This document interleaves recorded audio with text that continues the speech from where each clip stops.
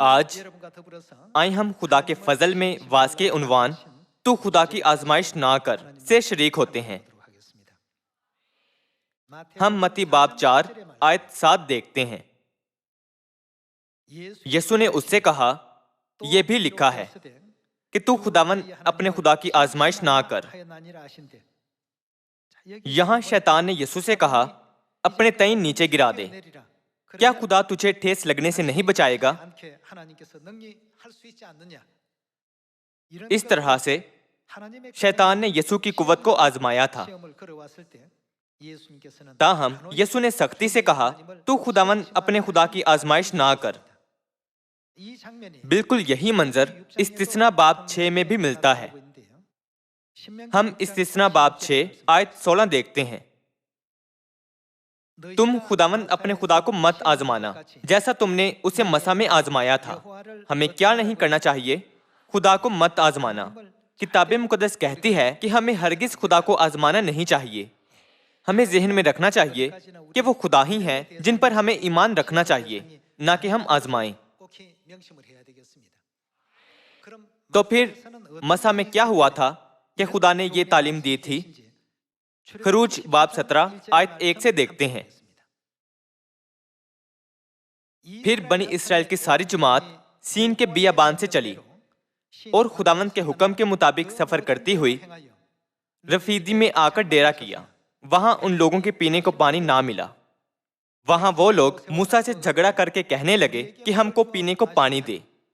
موسیٰ نے ان سے کہا کہ تم مجھ سے کیوں جھگڑتے ہو اور خداوند کو کیوں آزماتے ہو؟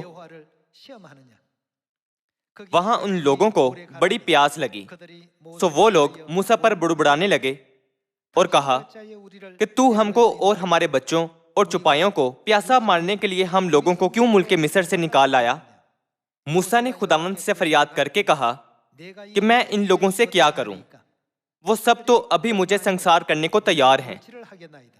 خداوند نے موسیٰ سے کہا کہ لوگوں کے آگے ہو کر چل اور بنی اسرائیل کے بزرگوں میں سے چند کو اپنے ساتھ لے لے، اور جس لاٹھی سے تو نے دریا پر مارا تھا اسے اپنے ہاتھ میں لیتا جا۔ دیکھ، میں تیرے آگے جا کر وہاں ہوریب کی ایک چٹان پر کھڑا رہوں گا، اور تو اس چٹان پر مارنا تو اس میں سے پانی نکلے گا کہ یہ لوگ پئیں۔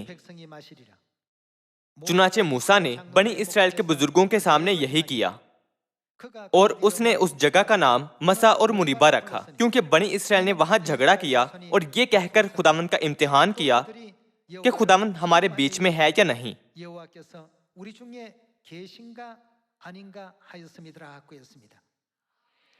الفاظ مریبہ اور مسا کا مطلب ہے جھگڑنا اور امتحان کرنا۔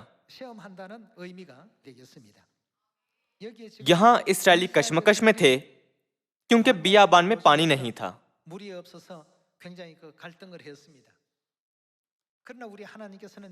تاہم خدا نے لوگوں کی ایسی جگہ کو رہنمائی کی جہاں خدا جانتے تھے کہ نہ خوراک ہے نہ پانی، اور یہ بھی کہ وہ سیر ہو کر گوشت نہیں کھا سکتے۔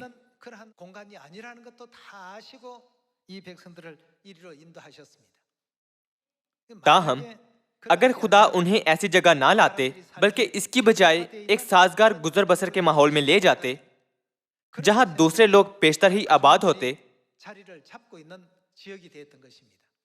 تو ان علاقوں کے بادشاہ اسرائیلیوں کو گزرنے کی اجازت نہ دیتے۔ ایسی صورتحال میں اسرائیلی مسلسل جنگ کرتے رہتے۔ اسی لیے خدا نے انہیں دودھ اور شہد بہنے والے ملک کنعان کو لے جانے کے لیے بیابان کو چنا، تاکہ اگر اسرائیلی وہاں سے گزریں تو کوئی ان کی پرواہ نہ کرے۔ اس صورتحال میں اسرائیلیوں نے خدا کو کیسے آزمایا تھا؟ مصر میں 430 سالہ غلامی کے بعد اسرائیلی آزاد ہوئے تھے۔ خدا نے انہیں اپنی قدرت 10 آفتوں اور بحر کلزم کو تقسیم کرنے کی معجزے کے وسیلے دکھائی تھی۔ اس کے ساتھ خدا نے انہیں ہر روز آسمان سے بارش کی مانند برسنے والی خوراک کا گواہ بنایا تھا۔ ان سب باتوں کے باوجود انہوں نے کیا کہا تھا؟ انہوں نے کہا، کیا خدا ہمارے درمیان ہے یا نہیں؟ صرف اس لیے کہ وہ جی بھر کر پانی نہ پی سکے تھے، انہوں نے کہا، کیا خدا ہمارے درمیان ہے یا نہیں؟ اگر وہ ہمارے درمیان ہے تو وہ کیوں ہمیں اس طرح سے دکھ دے گا؟ اس طرح وہ مسلسل بیابان میں خدا کو آزماتے رہے۔ جب معمولی سی بھی تکلیف آتی تو وہ کہتے تھے کیا خدا ہمارے درمیان ہے یا نہیں؟ خدا پر ایمان رکھنے کا کیا فائدہ ہے؟ ایسا کہتے ہوئے وہ خدا کے خلاف بڑبڑاتے اور شکایت کرتے تھے۔ آخر میں وہ دودھ اور شہد بہنے والے ملک کنعان میں پہنچ نہ سکے تھے۔ آپ سب ایمان کی راہ پر چلتے ہوئے کئی تکلیفیں اور مشکلات درپیش ہوتی ہیں، تاہم جب صبر سے ہم سب کچھ برداشت کریں تو ہم صرف دودھ اور شہد بہنے والے ملک کنعان کے ابدی وعدے کو دیکھنے کے قابل ہی نہ ہوں گے، بلکہ اس کے ساتھ ہم وہاں رہنے کے خدا کے فضل اور برکات کو بھی حاصل کریں گے۔ کیا ہم نہیں کریں گے؟ تاہم اسرائیلی معمولی پریشانی پر غالب آنے میں ناکام رہتے اور خدا کے خلاف بڑبڑاتے تھے۔ وہ صرف بڑبڑاتے ہی نہیں تھے بلکہ اس کے ساتھ یہ کہتے ہوئے خدا کا امتحان بھی کرتے کہ کیا خدا ہمارے درمیان ہے یا نہیں۔ بس آخر میں اسرائیلیوں کے ساتھ کیا ہوا تھا؟ لوگوں کی بہت بڑی تعداد نے مصر کو چھوڑا تھا۔ 20 برس اور اس سے اوپر کے صرف مردی شمار میں 6 لاکھ سے زیادہ تھے۔ تاہم یشوا اور کالب کے سوا سب مرد بیابان میں ہلاک ہو گئے تھے۔ خدا نے اسرائیلیوں کو مصر سے ہلاک کرنے کے لیے نہیں نکالا تھا۔ کیا ایسا تھا؟ تو پھر کن پر ہلاکت آئی تھی؟ جنہوں نے خدا کو آزمایا تھا۔ کیا خدا ہمارے درمیان ہے یا نہیں؟ وہ بیابان میں یہ کہتے ہوئے چلے تھے کہ اگر خدا ہمارے درمیان ہوتا تو وہ ہمیں کافی پانی دیتا، کیونکہ وہ جانتا ہے کہ ہم پیاسے ہیں۔ اور یہ کہتے ہوئے انہوں نے خدا کو آزمایا کہ کیا خدا ہمارے درمیان ہے یا نہیں۔ تاہم خدا نے انہیں آخر میں بکثرت پانی بخشا۔ ہم خروج باب 17 میں دیکھ سکتے ہیں کہ خدا نے چٹان پر مار کر پانی کو نکالا تاکہ بنی اسرائیل کو دوبارہ پیاس نہ لگے۔ یوں خدا نے ہر چیز مہیا کی۔ تاہم جن کا خدا پر ایمان نہیں ہوتا ان کے ساتھ اس قسم کے امتحان ہونا جاری رہتے ہیں۔ ایسا صرف بیابان میں ہی نہیں ہوا تھا بلکہ ہمارے زمانے میں بھی۔ یسایہ باب 8 کی طرف جاتے ہوئے دیکھتے ہیں کہ روح القدس کے اس زمانے میں خدا کے ظاہر ہونے کی کیسے نبوت کی گئی تھی۔ آئیں ہم باب 8 آیت 13 سے پڑھتے ہیں۔ تم رب الفاش کو ہی مقدس جانو اور اسی سے ڈرو اور اسی سے خائف رہو، اور وہ ایک مقدس ہوگا۔ لیکن اسرائیل کے دونوں گھرانوں کے لیے وہ کیا ہوگا؟ صدمہ اور ٹھوکر کا پتھر ہوگا۔ اسرائیل کے دونوں گھرانوں کے لیے وہ اس پتھر کا کردار ادا کریں گے جو انسانوں کے لیے ٹھوکر کا باعث ہوگا۔ ان کے اس طرح سے ظاہر ہونے کی نبوت کی گئی تھی۔ اور یروشلم کی باشندوں کے لیے وہ کیا ہوگا؟ پھندا اور دام ہوگا۔ ان میں سے بہتیرے اسے ٹھوکر کھائیں گے اور گریں گے اور پاش پاش ہوں گے اور دام میں پھنسیں گے اور پکڑے جائیں گے۔ اس نبوت کے مطابق خدا انہیں آزمانے والوں کے لیے بے شک ایسے پتھر کا کردار ادا کرتے ہیں جو صدمہ، ٹھوکر کا پتھر، دام اور پھندا ہے۔ خدا پر اپنے ایمان کو ترک کیے بغیر اگر ہم آخر تک ان پر بھروسہ کرتے ہوئے ابدی آسمان کی بادشاہی کی طرف چلتے رہیں تو پھر چاہے کتنی ہی مشکلات ہم پر آ جائیں تب خدا ہرگز ہمارے لیے صدمہ اور ٹھوکر کا پتھر نہ ہوں گے۔ تو پھر خدا کن کے لیے صدمہ اور ٹھوکر کا پتھر ہوں گے؟ جو ان کی آزمائش کرتے ہیں، جو مسلسل خدا کو شک اور بے اعتقادی سے آزماتے ہیں۔ وہ سوال پوچھتے ہیں کہ کیا خدا واقعی ہمارے درمیان ہے یا نہیں؟ ان کے سامنے صاف طور پر یہ نبوت کی گئی تھی کہ خدا صدمہ اور ٹھوکر کا پتھر ہوں گے۔ جب 2000 سال پہلے یسوع اس زمین پر آئے تھے تو انہوں نے اس ضمن میں ایک پیغام دیا تھا۔ آئیں ہم متی باب 11 آیت 2 سے دیکھتے ہیں۔ और यूहन्ना ने कैद खाने में मसीह के कामों का हाल सुनकर अपने शागिर्दों की मार्फत उससे पूछवा भेजा कि आने वाला तू ही है या हम दूसरे की राह देखें। यीशु ने जवाब में उनसे कहा कि जो कुछ तुम सुनते और देखते हो यूहन्ना से बयान कर दो कि अंधे देखते और लंगड़े चलते फिरते हैं, कोढ़ी पाक साफ किए जाते और बहरे सुनते हैं और मुर्दा जिंदा किए जाते हैं और गरीबों को खुशखबरी सुनाई जाती है। और मुबारक है वो जो मेरे सबब से क्या ना खाए, ठोकर ना खाए। क्यों यीशु ने ये अल्फाज कहे थे? इसकी वजह ये थी कि वो इस जमीन पर सदमा और ठोकर के पत्थर के तौर पर आए थे। हर किसी का पतरस जैसा ईमान होना चाहिए जिसने कहा था कि ऐ खुदावंद मैं किसके पास जाऊं, हमेशा की जिंदगी की बातें तो तेरे ही पास हैं। हमारा भी ऐसा मुकम्मल ईमान होना चाहिए। मगर लोग सोचते हैं कि यीशु महज एक आम आदमी है, उसके माँ बाप हैं और उसका दुनियावी खानदान भी है।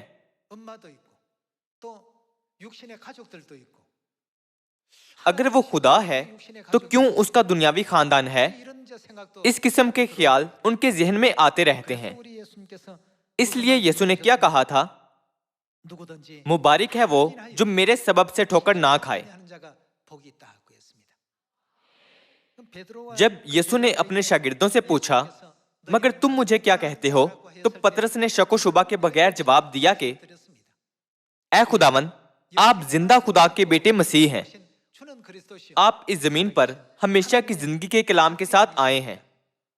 हम जानते हैं कि आप खुदा का कदूस हैं। यीशु बहुत खुश हुए थे। मुबारक है तू शमौन बरयोना, क्योंकि ये बात गोश्त और खून ने नहीं बल्कि मेरे बाप ने जो आसमान पर है तुझ पर जाहिर की है।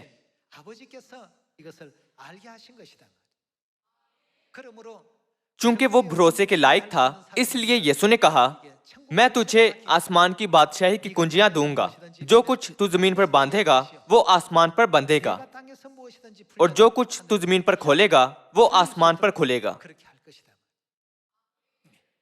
आप सब जिनका इस जमीन पर मुजस्सम होने वाले खुदा पर मुकम्मल ईमान था, उन्हें खुदा ने बड़ा फजल और बरकत बख्शी थी।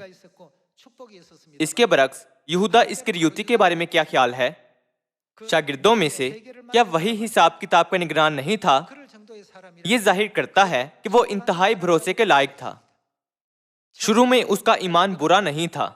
क्या यही वजह नहीं कि चूंकि उसका ईमान इस हद तक अच्छा था कि यीशु ने उसे अपना शागिर्द बनाया और सारा हिसाब किताब उसके हवाले किया था? ताहम 3 सालों तक यीशु की पैरवी करते हुए और उन्हें देखते हुए बाजुकात वो उन्हें कादर मुतलिक के तौर पर देखता था और बाजुकात वो उन्हें एक काहिन से भी कमतर एक आम आदमी के तौर पर देखता था। लगता था कि यीशु हर बात में कम लगते थे क्योंकि यहूदा इस्करियोती उन्हें दुनियावी लिहाज से देखता था।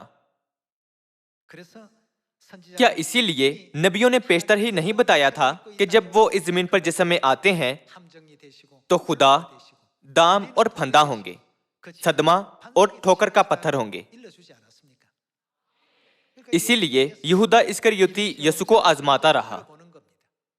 ऐसा करते हुए उसका ईमान इस हद तक गिर गया कि उसने उन्हें 30 चांदी के सिक्कों के बदले बेच डालने का सिफाकाना काम किया था।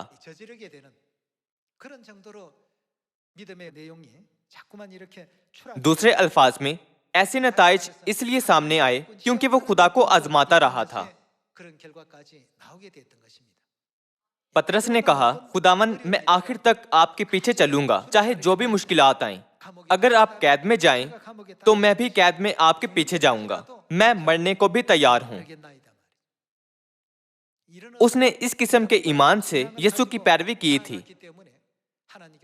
इसलिए अगरचे इंसान होते हुए उसने गलतियां की, कदरे लापरवाही से काम किया और बाजुकात गरूर में बोला,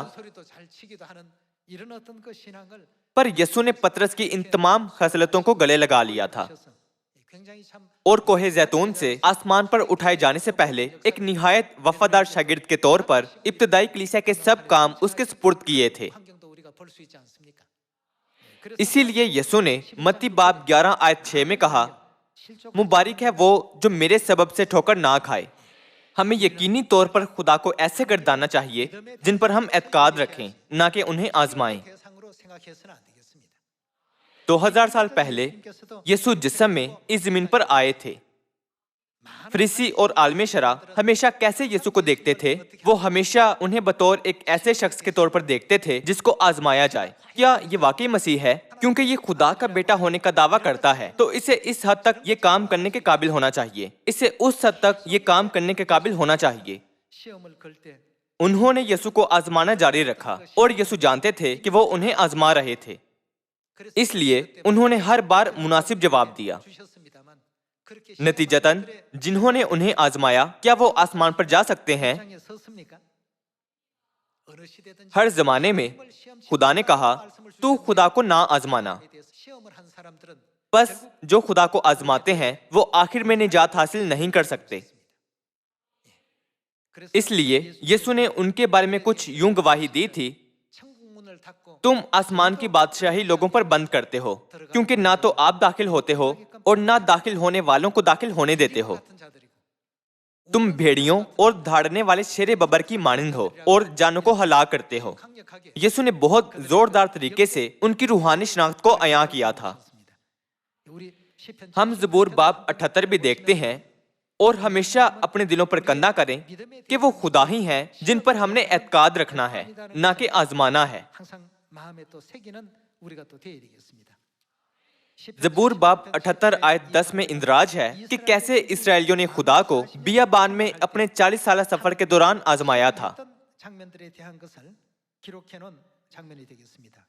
زبور باب 78 آیت 10 سے پڑھتے ہیں، انہوں نے خدا کے عہد کو قائم نہ رکھا اور اس کی شریعت پر چلنے سے انکار کیا، اور اس کے کاموں کو اور اس کے عجائب کو جو اس نے ان کو دکھائے تھے انہوں نے کیا کیا تھا؟ بھول گئے۔ اگرچہ خدا نے انہیں کئی موقعوں پر اپنی قوت دکھائی تھی، پر کچھ وقت کے بعد وہ بھول جاتے اور نامعقول باتیں کہتے ہوئے دوبارہ بڑبڑانے لگتے کہ کیا خدا ہمارے درمیان ہے یا نہیں۔ زبور نویس نے اسرائیلیوں کے بارے میں کچھ یوں لکھا تھا، آیت 12، اس نے ملک مصر میں زوان کے علاقے میں ان کے باپ دادا کے سامنے عجیب و غریب کام کیے۔ اس نے سمندر کے 2 حصے کر کے ان کو پار اتارا اور پانی کو تودا کی طرح کھڑا کر دیا۔ اس نے دن کو بادل سے ان کی رہبری کی اور رات بھر آگ کی روشنی سے۔ اس کا مطلب ہے کہ خدا نے بادل کے ستون اور آگ کے ستون کے ساتھ ان کی رہنمائی کی تھی۔ آیت 15، اس نے بیابان میں چٹانوں کو چیرا اور ان کو گویا بحر سے خوب پلایا۔ اس نے چٹان میں سے ندیاں جاری کی اور دریاؤں کی طرح پانی بہایا۔ تو بھی وہ اس کے خلاف گناہ کرتے ہی گئے اور بیابان میں حق تعالیٰ سے سرکشی کرتے رہے، اور انہوں نے اپنی خواہش کے مطابق کھانا مانگ کر اپنے دل میں انہوں نے خدا کو کیا کیا؟ آزمایا۔ وہ اپنے دلوں میں یہ کہتے ہوئے بڑبڑائے اور شکایت کی کہ کھانا نہیں ہے، اور خدا کو آزمایا۔ اگر خدا ہمارے درمیان ہوتا تو کیا وہ ہمیں ایسی تکلیف دہ راہ پر چلاتا؟ اپنے ذاتی خیالات سے وہ مسلسل بڑبڑاتے، شکایت کرتے اور خداوند کو آزماتے رہے تھے۔ وجوہات میں سے یہ بھی ایک وجہ تھی کہ 20 برس اور اس سے اوپر کے مردوں میں سے یشوا اور کالب کے سوا کوئی ملک کنعان میں قدم نہ رکھ سکا تھا۔ چونکہ یہ ایک عکس ہے تو ہمیں لوگوں کے اس گروہ سے تعلق نہیں رکھنا چاہیے۔ آیت 19 دیکھتے ہیں، بلکہ وہ خدا کے خلاف بکنے لگے اور کہا، کیا خدا بیابان میں دسترخوان بچھا سکتا ہے؟ اس کا مطلب ہے کہ کیا خدا کے پاس سب لوگوں کو کھلانے کی قوت ہے؟ یہ وہ تمام اندراج ہیں کہ اسرائیلیوں نے کیسے خدا کو آزمایا تھا۔ کیا خدا نے 40 برسوں تک ہر روز ان کے لیے خوراک کی بہت بڑی مقدار نہیں برسائی تھی؟ مگر انہوں نے خدا کو کیسے آزمایا تھا؟ کیا خدا بیابان میں دسترخوان بچھا سکتا ہے؟ وہ کہہ رہے تھے، کیا خدا ہمیں خاطر خواہ خوراک مہیا کر سکتے ہیں؟ اگر ہم خدا پر اعتقاد رکھتے ہیں تو ہمیں خدا پر 100% اعتقاد رکھنا چاہیے۔ ہماری نظر میں منفی نظر آنے والی صورتحال اور ماحول کے ساتھ ہمیں ختم نہیں ہونا چاہیے۔ بلکہ اس کی بجائے ہمیں خدا کے وعدے پر مطلق اعتقاد رکھنا چاہیے۔ اگرچہ ہماری نظر میں زمین ایک بڑا سیارہ لگتی ہے، پر کیا ہیچ بلکہ ناچیز سے بھی کمتر کے طور پر خدا اسے ڈول میں بوند کی مانند نہیں گردانتے؟ زمین ایسی ہے، لہٰذا ہمیں ایمان سے خدا کی ہدایت کی پیروی کرنی چاہیے۔ ہم آیت 20 سے دیکھتے ہیں، دیکھو اس نے چٹان کو مارا تو پانی پھوٹ نکلا اور ندیاں بہنے لگی۔ کیا وہ روٹی بھی دے سکتا ہے؟ کیا وہ اپنے لوگوں کے لیے گوشت مہیا کر دے گا؟ پس خداوند سن کر غضبناک ہوا اور یعقوب کے خلاف آگ بھڑک اٹھی اور اسرائیل پر قہر ٹوٹ پڑا، اس لیے کہ وہ خدا پر ایمان نہ لائے، اور انہوں نے اور کیا نہیں کیا؟ اس کی نجات پر بھروسہ نہ کیا۔ جب وہ مصر سے نکل رہے تھے تو خدا نے انہیں کئی عجائب دکھائے تھے، تاہم انہوں نے ان کی پرواہ نہ کی، بلکہ وہ ان سب کو بھول گئے۔ چونکہ وہ بے آسائشوں پر غالب نہ آ سکے اور نہ اپنے سامنے آنے والی چیزوں کی کمی کو برداشت کر سکے، اس لیے وہ ہر لمحے پر خدا کے سامنے بڑبڑائے اور خدا کو آزمایا۔ 20 برس یا اس سے اوپر کے 6 لاکھ مردوں نے مصر کو چھوڑا تھا،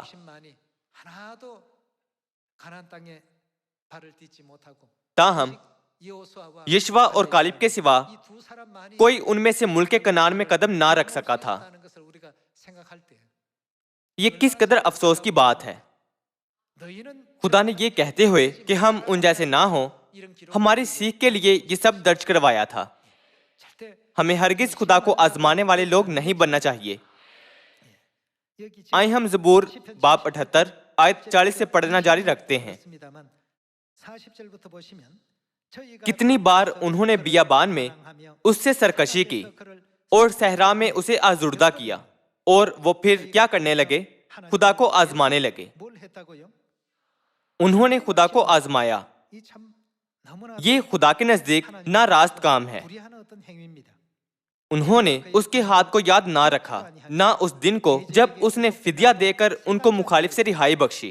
اس نے مصر میں اپنے نشان دکھائے اور زوان کے علاقے میں اپنے عجائب، اور ان کے دریاؤں کو خون بنا دیا اور وہ اپنی ندیوں سے پی نہ سکے۔ اس نے ان پر مچھروں کے غول بھیجے جو ان کو کھا گئے، اور مینڈک جنہوں نے ان کو تباہ کر دیا۔ اس نے ان کی پیداوار کیڑوں کو اور ان کی محنت کا پھل ٹڈیوں کو دے دیا۔ اس نے ان کی تاکوں کو اولوں سے اور ان کے گولر کے درختوں کو پالے سے مارا۔ اس نے ان کے چوپایوں کو اولوں کے حوالے کیا اور ان کی بھیڑ بکریوں کو بجلی کے۔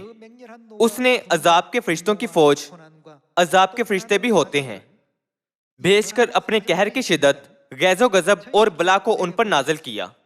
اس نے اپنے قہر کے لیے راستہ بنایا اور ان کی جان موت سے نہ بچائی، بلکہ ان کی زندگی وبا کے حوالے کی۔ اس نے مصر کے سب پہلوٹوں کو، یعنی حام کے مسکنوں میں ان کی قوت کے پہلے پھل کو مارا، لیکن وہ اپنے لوگوں کو بھیڑوں کی مانند لے چلا اور بیابان میں گلے کی مانند ان کی رہنمائی کی، اور وہ ان کو سلامت لے گیا اور وہ نہ ڈرے۔ لیکن ان کے دشمنوں کو سمندر نے چھپا لیا، اور وہ ان کو اپنے مقدس کی سرحد تک لایا، یعنی اس پہاڑ تک جسے اس کے دہنے ہاتھ نے حاصل کیا تھا۔ اس نے اور قوموں کو ان کے سامنے سے نکال دیا، جن کی میراث جریب ڈال کر ان کو بانٹ دی، اور جن کے خیموں میں اسرائیل کے قبیلوں کو بسایا۔ تو بھی اگرچہ خدا نے کئی بار اپنی قوت انہیں دکھائی، لیکن انہوں نے خدا تعالیٰ کے ساتھ کیا کیا؟ تو بھی انہوں نے خدا تعالیٰ کو آزمایا اور اسے سرکشی کی اور اس کی شہادتوں کو نہ مانا۔ زبور کی کتاب میں سے ہم وہ وجوہات معلوم کر سکتے ہیں کہ کیوں اسرائیلی بیابان میں ہلاک ہوئے تھے۔ کیا اس کا مطلب یہ نہیں ہے کہ وہ سب جنہوں نے خدا کو آزمایا تھا بیابان میں ہلاک ہوئے تھے؟ تو پھر کیا وجہ ہے کہ انہوں نے خدا کو آزمایا تھا؟ زبور باب 28 میں ہم نے دیکھا کہ وہ نہ تو خدا پر ایمان رکھتے تھے اور نہ ہی انہوں نے ان کی قوت کو یاد رکھا یا خدا کے لیے سب کاموں کو دھیان میں رکھا۔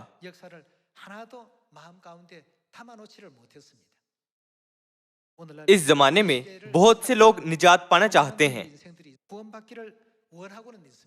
وہ آسمان کہلائی جانے والی اچھی جگہ جانا چاہتے ہیں، تو پھر کیا ہمیں خدا پر ایمان کے ساتھ آسمان کی جانب گامزن نہیں ہونا چاہیے، نہ کہ خدا کو آزمانے والے ایمان سے؟ آئیں ہم پہلے پطرس باب 5 آیت 8 دیکھتے ہیں۔ تم ہوشیار اور بیدار رہو، تمہارا مخالف ابلیس گرجنے والے شیر ببر کی طرح ڈھونڈتا پھرتا ہے کہ کس کو پھاڑ کھائے۔ ابلیس ڈھونڈتا پھر رہا ہے کہ کس کو پھاڑ کھائے۔ شیطان کے لیے سب سے آسان شکار کون سا ہے؟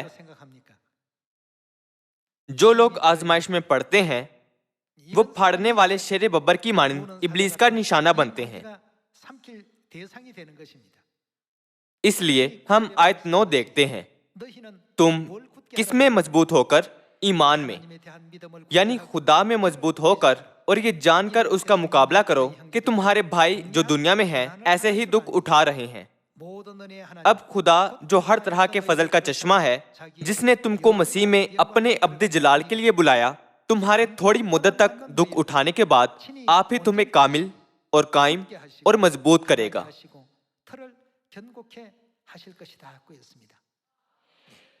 ہر ایک تھوڑی دیر تک دکھ اٹھاتا ہے۔ ایسا نہیں کہ کچھ تھوڑا دکھ اٹھاتے ہیں اور کچھ زیادہ دکھ اٹھاتے ہیں۔ وہ جن کے پاس بکثرت ہے اس کے باعث دکھ اٹھاتے ہیں، اور جو غریب و محتاج ہیں وہ غربت کے باعث دکھ اٹھاتے ہیں۔